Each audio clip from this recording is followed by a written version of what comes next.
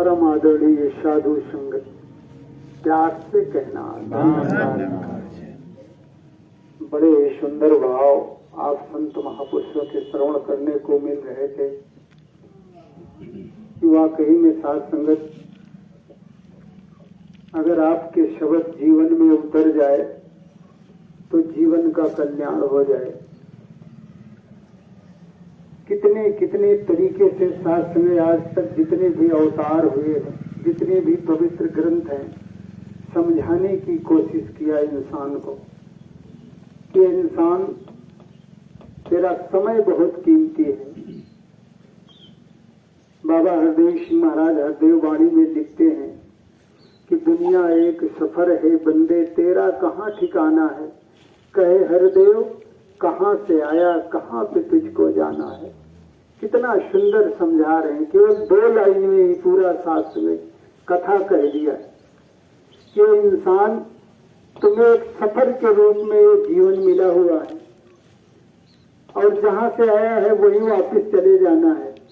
उस स्थान को जान ले।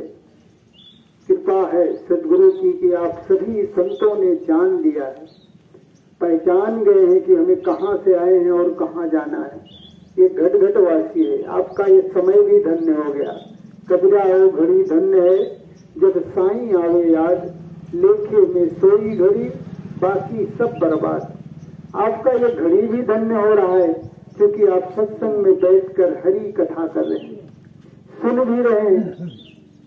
महापुरुषों का नाम आया, बोला भी साथ संगत, समझाने की भी कोशिश किया, समझने की भी कोशिश।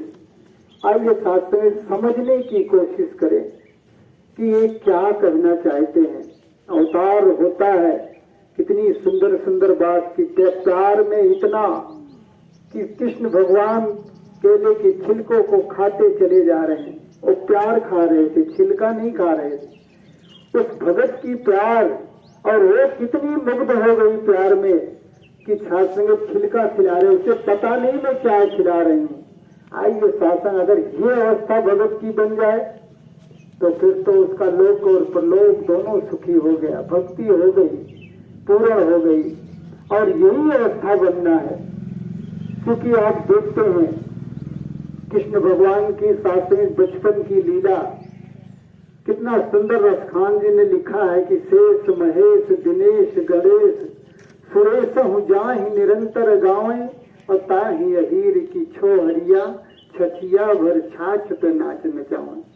कि सारा संसार जिस प्रभु परमात्मा की तलाश कर रहा है, भक्ति कर रहा है, रात दिन एक किए हुआ है, कितना कितना जतन कर रहा है जिस प्रभु को रिझाने का, पाने के लिए, उसको पहले इधर रखान से ताहि अहीर की छो हरिया छछिया भर छाछ पे नाच नचावें। वो सासें, उनकी सासें किस्मत देखिए कि स्वयं कृष्ण भगवान को एक कटोरे मक्खन के लिए कि ये किशन नाचते तो तुम्हें एक कटोरा मक्खन दूंगा। मट्ठा के लिए, दही के लिए नचा रही, नाच रहा है 3 लोक का मालिक। आज भी नाच रहा है 3 लोक का मालिक। आप संत महापुरुषों के लिए नाच रहा है। इतने सुंदर सुंदर शास्त्र में कि किस तरह से समागम में जाते हैं, आप देखते हैं। जब वाकई में जब भक्ति चरम सीमा पर आती है तो भगत के लिए भगवान को झुकना पड़ता है, नाचना पड़ता है। वही भक्ति हमें मिली हुई है जो हनुमान को मिली थी, सुदामा को मिला था, मीरा को मिली थी, शबरी को मिला था। वही भक्ति हमें भी मिला है। अब हम अपने आप को सोचें कि हम कहाँ तक पहुँचे हैं, हमारे अंदर कितनी भक्ति जागृत हुई, हम गुरु की कितनी बात मान रहे हैं, कितना शास्त्र में हमारे जीवन में गुरु के शब्द उतर पाए हैं। अगर शास्त्र देखते हैं तो हम अभी बहुत पीछे हैं और कब शास्त्र संभलेंगे क्योंकि पल का पता ही नहीं है।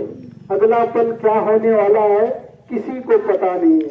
हो सकता है रहेंगे कि नहीं रहेंगे, भक्ति कब करेंगे। ये निरंकार भी हमें मिल गया है, ये सदगुरु भी मिल गया, संत भी मिल गए, सेवा भी मिल रही है, सत्संग भी मिल रहा है, सुमिरन भी मिल रहा है। और भक्ति शास्त्र में कितना एक एक शब्दों का कितना कितना सुंदर ढंग से समझाने की कोशिश कर रहा है भगत। समझाता है मंत्रों में, शास्त्रों में, वेदों में इतना समझाए गए, समझ नहीं आती थी पहले। नहीं तो फिर जरूरत ही क्या था अवतार लेने का। इतने 4 वेद समझा रहे हैं, वेद का मंत्र है, समझा रहा है ये प्रभु, हर इंसान को समझाने की कोशिश कर रहा है। जो हरदेव वाणी कह रही है, अवतार वाणी कह रहे हैं, वही वेद भी कह रहे हैं, वही गीता, रामायण, ये सारे की सारे पुस्तकें, बाइबिल हो चाहे कुरान पाक हो, सभी यही संदेश देते चले जा रहे हैं। लेकिन वास्तव में क्या मेरा जीवन बन पाया? नहीं बन पाया है, क्योंकि मंत्रों को शास्त्र में हमने कभी उस पर ध्यान नहीं दिया। क्योंकि वेद का मंत्र कह रहा है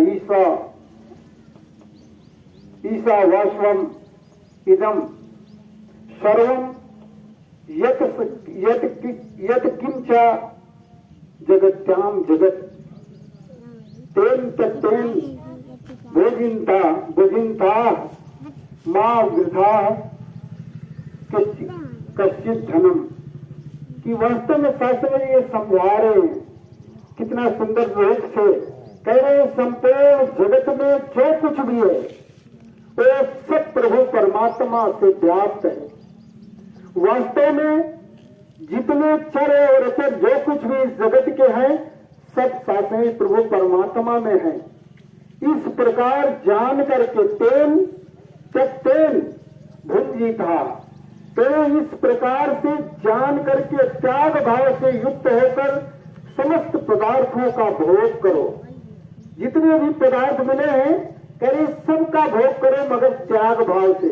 मां वृथा, कभी भी लालच में मत पड़ो, उसमें व्यस्त ना हो जाओ, वो अपना न समझ बैठो। क्योंकि कह रहे हैं कष्ट शुद्ध धनम, ये जो धन है, ये जो सारी चीजें हैं, तेरे इसका मालिक कौन है?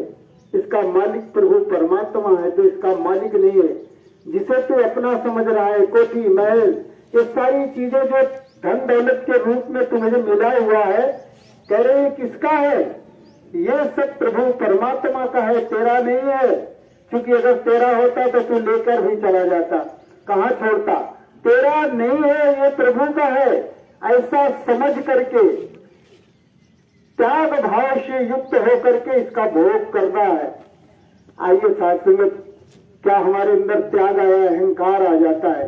धन मिलता है, अहंकार आ जाता है। बढ़िया बोल लेते हैं, अगर विचार बोलते हैं, अहंकार आ जाता है। अच्छे कर्म कर लेते हैं, अहंकार आ जाता है। गीत भी अच्छा गाया, अहंकार।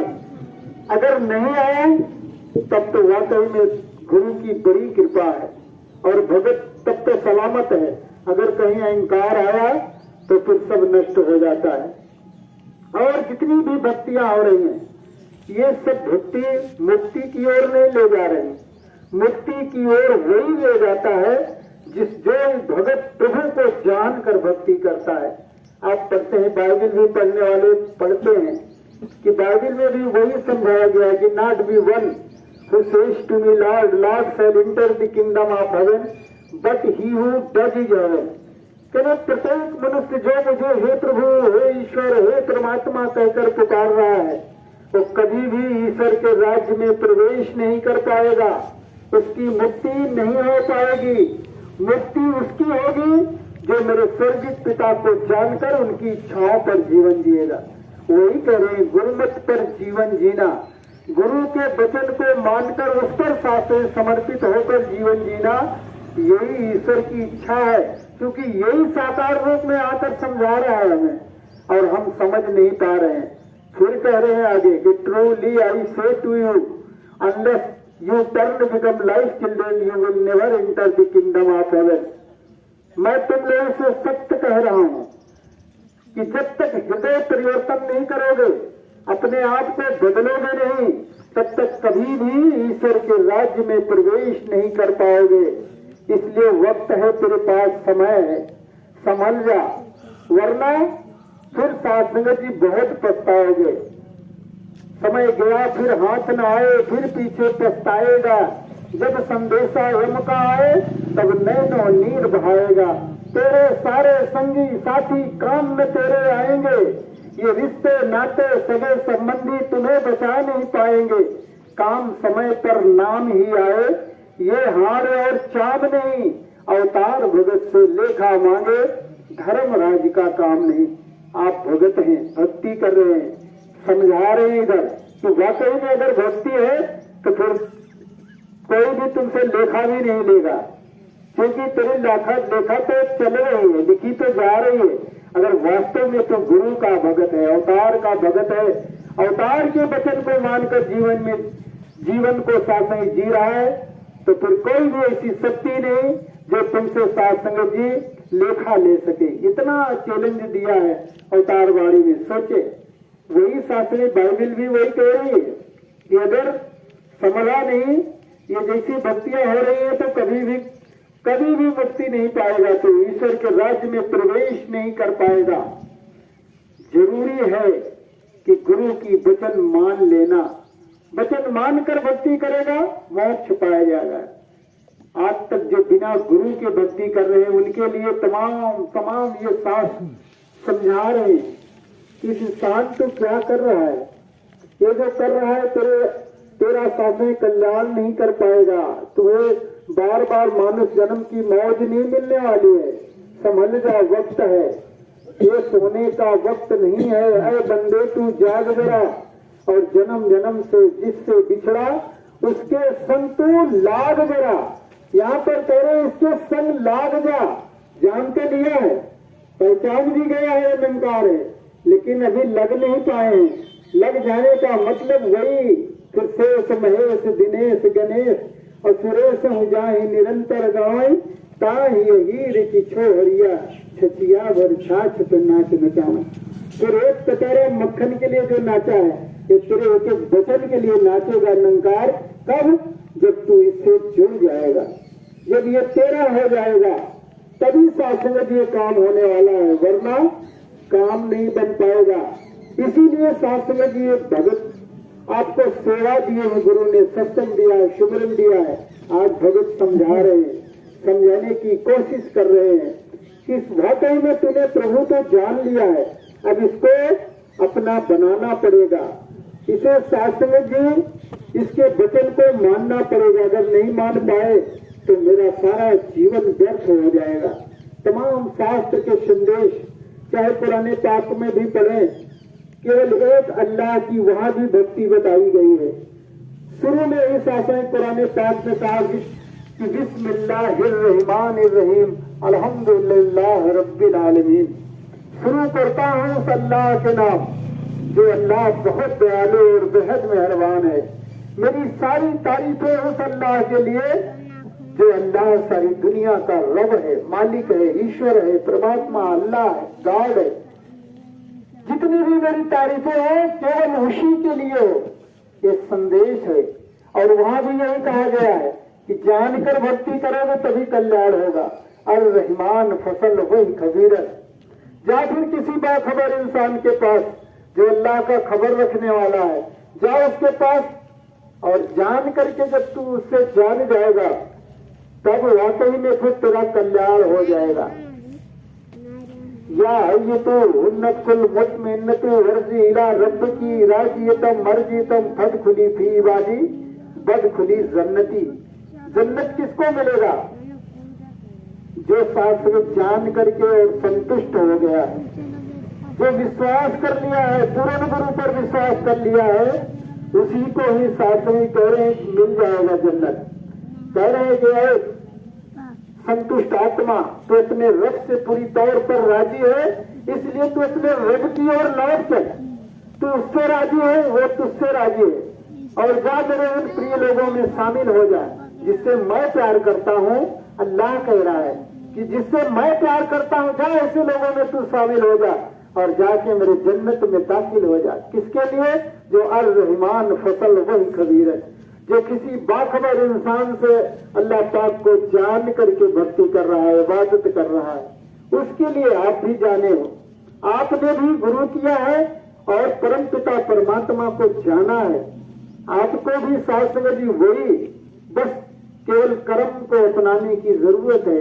इसीलिए तो भागकर सत्संग आते हैं। आप गृहस्थ में रह करके देखिए, 2 महीने खाली संगत ना मिले, उसके बाद देखिए आपके अंदर कैसा परिवर्तन आ जाएगा। ऑटोमेटिक बदल जाएगा। कितना भी सुमिरन करो कुछ नहीं होने वाला। इसीलिए गुरु ने सेवा भी दिया है, सत्संग भी दिया है, सुमिरन भी दिया है। यहाँ पर तुमको खुराक मिलती है इस आत्मा का। जब हम सत्संग में बैठते हैं तो इस आत्मा का खुराक हमें मिलता है। और जब सत्संग के बाहर होते हैं तो निरंकार को भूल जाते हैं। जबकि कहा है कि तार जुड़ी रहनी चाहिए हमेशा। सांस सांस पर नाम ले वृथा सांस मत खोए, क्या जाने इस सांस का आवन होए न हो। कि ये सांस आएगा अगला कि नहीं आएगा पता ही नहीं है, इसलिए हर सांस पर इसका नाम लो। लेकिन हम जब घर में काम में जुड़ते हैं भूल जाते हैं, फिर ये निरंकार से तार हमारा कट जाता है। बहुत कोशिश करते हैं, ध्यान आता है तो फिर सुमिरन कर लेते हैं। जबकि कहा है कर से कर्म करो विधि नाना और मन राखो जहाँ कृपा निधाना। बस केवल ध्यान करने की जरूरत है, मन को इस पे लगाने की जरूरत है और कुछ नहीं। आपका काम नहीं बंद होगा, काम करते रहिए। झाड़ू लगा रही है तो भी निरंकार मैं तेरी शरण हाँ मैनू बख्श लो। खाना बना रही है तो भी यही सत्संग। कोई भी काम कर रहे हैं, आज समय का सदगुरु भी यही संदेश दे रहा है। आपको गृहस्थ दिया है और गृहस्थ में रहकर भक्ति करना है तो फिर साधन तो मुश्किल काम है, आसान नहीं है। जो तो साधु संत महात्मा चले जाते हैं घर द्वार त्याग कर, वो तो बिल्कुल एक ही काम है, उनको फुर्सत रहता है। लेकिन आपके पास 50 काम आ जाते हैं। इसीलिए इतना सुंदर शासन तरीका गुरु ने दिया है कि आप सुमिरन कर सकते हो काम करते हुए, इसका ध्यान लगा सकते हो काम करते हुए, आपका सुमिरन माना जाएगा। ये शास्त्री परवान कर लेगा सदगुरु सच्चे पातशाह। आप भाग करके जाते हैं, जब शास्त्री क्यों जाते हैं गुरु का दर्शन करने के लिए, करें सम्मुख होई जीव मोहि जबहि तो कोटि जन्म अब नाश हो तबहि। अरे जो मुझसे पाप हो जाता है, तमाम भूलें जो हो रही हैं, यही तो जब पहुंचते हैं गुरु के सामने और जो ही शास्त्र में निगाह मिलती है झुक जाते हैं गुरु के चरणों में कि मेरे सारे पाप को उस समय नष्ट करके फिर निर्मल बना देता है, साफ सुथरा बना देता है। नहीं तो क्या जरूरत है इतना पैसा खर्च करके वहां जाने की। निरंकार तो हर जगह है, इसकी पूजा तो हम कर रहे हैं, लेकिन शास्त्र में यही जरूरत है कि हमारा ध्यान नहीं टिक पाता। और जब गुरु के पास जाते हैं सर को झुकाते हैं और जब गुरु शास्त्र आशीर्वाद दे देता है हमारे सारे पाप नष्ट हो जाते हैं। यही करने के लिए हम समागम जाते हैं और गुरु इसीलिए भाग भाग करके दौड़ दौड़ अपने भक्तों के लिए नाच रहा है। दास वही बताया कि नाच रहा है किस तरह से। उधर तो एक कटोरा मक्खन के लिए नचाया है, इधर हमारे पास कुछ भी नहीं, केवल भाव का भूखा है मेरा सदगुरु। और भाव के कारण ये जगह जगह जा करके अपने भगत को जगाता है। सो रहे हैं हम, वही दास वही हृदय वाणी का पद कि ये सोने का वक्त नहीं है, अरे बंदे तू जाग जरा और जन्म जन्म से जिससे बिछड़ा उसके संग तू लाग जा, लग जा उसके साथ में जो जिसका साथ जन्मों जन्मों से बिछड़ गया है। अब सोने का वक्त नहीं है, जाग जाओ। बिल्कुल बिल्कुल साथ संगत जी जुड़ जाना है इस निरंकार से। ये सदगुरु सच्चे पातशाह हमें वक्त दिया है, जितना समय हमें मिल रहा है समझ लो कि ये मुझे बोनस के रूप में मिल रहा है। अब चूंकि शास्त्र में दास तो अपने लिए कहेगा तो हम लोग 50-60 से ऊपर हो गए, अब ये बोनस वाला सब चालू है। अब ये बोनस में भी अगर हम नहीं शास्त्र संभले तब कब संभलेंगे, नहीं संभल पाएंगे। बच्चे तो सोचते होंगे कि अभी हम तो बहुत जी सकते हैं, लेकिन जान ले कि कोई समय नहीं है, बच्चा भी चला जा रहा है, जवान भी चले जा रहे हैं और जो वृद्ध अवस्था में है वो तो ये समझ ही लेते हैं अब तो मुझे जाना है। जाने को तो समझ रहा है, लेकिन जो गुरु कह रहा है वो नहीं कर पा रहे हैं। आइए सतगुरु सच्चे पातशाह कृपा करे सभी के ऊपर कि ये सारे भगत सदा आपके ध्यान में जीवन जीते चले जाएं। जैसा तू कह रहा ऐसा कर्म सबका बन जाए, ऐसा जीवन बन जाए। अगर बन गया जीवन तो मानव जन्म सार्थक हो गया, नहीं तो सब बेकार हो गया। भक्तियां तो बहुत हो रही हैं, सारी तमाम तरह से भक्तियां हो रही हैं। इधर कृष्ण भगवान कह रहे हैं कि ये याम याम तन भक्ता श्रद्धायाम अर्चितम इच्छस तस्वत्साचलाम श्रद्धाम तमेव विद धाम्यम। जो भगत जिस रूप में मेरी भक्ति करना चाहता है अर्जुन, मैं उसके मन को भी वैसे ही लगा देता हूँ। और साथ धारा धर्म भी करते उसी के जरिए उसको इच्छा अनुसार फल भी मैं दे देता हूँ। लेकिन हे अर्जुन, अंत फलम तेषाम अस्तद भवत्य अल्पमेधसाम देवान देव जो यान्ति माँ भक्ता यान्ति माम। करे इस प्रकार से प्राप्त किया हुआ फल नाशवान है अर्जुन, ये थोड़े समय के लिए सुख देने वाला है, नहीं तो सब बेकार है, ये बहुत ही शास्त्रीय समय। इसलिए इसके चक्कर में मत पड़, निष्काम भक्ति करता चला जा।